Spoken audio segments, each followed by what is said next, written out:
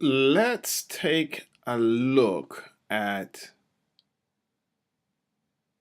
a practical situation where this theory will apply.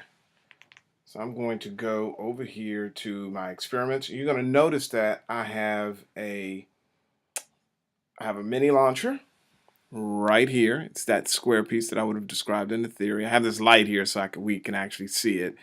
And I'm just going to fire the ball out, and you'll see that it'll hit the table.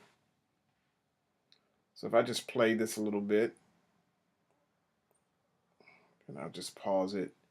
And I want to take it slow, so I'm just going to frame forward. As you can see, we have this ball coming out. Okay, here it is again. Let me just move this out of the way. And there it is again. And then it strikes the table. So where it strikes the table, which is going to be pretty much between these two V's here, where it strikes the table and between the shadow and the table, that is going to be our final position. Our initial position will be back here. It'll be right here. So again, this is our initial position, then our final position. Okay.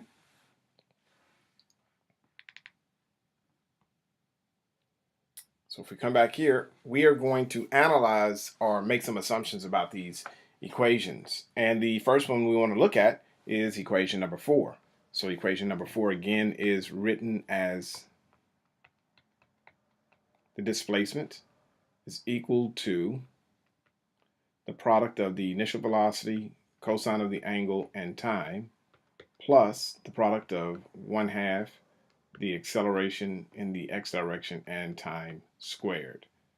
So we are going to make an assumption that when that ball comes out, the net force acting on that ball in the x direction is equal to 0.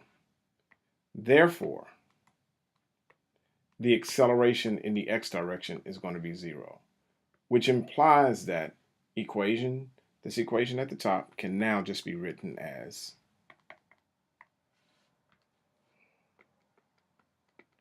xf minus x initial equals to the initial velocity times cosine times t. Now, what do we want from this equation? We want to know what the initial velocity is going to be. So the initial velocity is just the displacement in the x direction divided by cosine of the angle times t. And what is the angle? Well, the angle that we're firing this ball out at is going to be 0 degrees. And you saw it come straight out. So if I just go back, the angle is 0 degrees. Okay?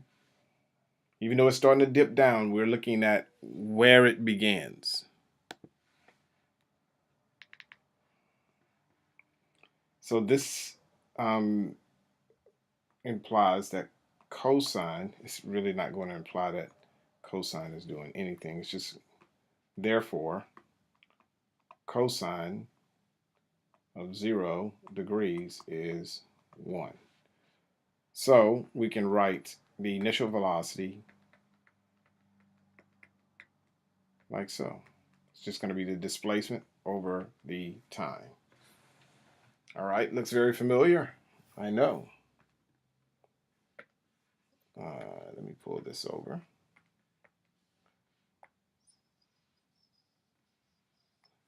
Okay, so we will be using that equation. Now it's going to come down to, well, what is the time? So we'll be able to calculate the actual displacement, but we want to calculate the time using the y displacement. We'll handle that in the next video.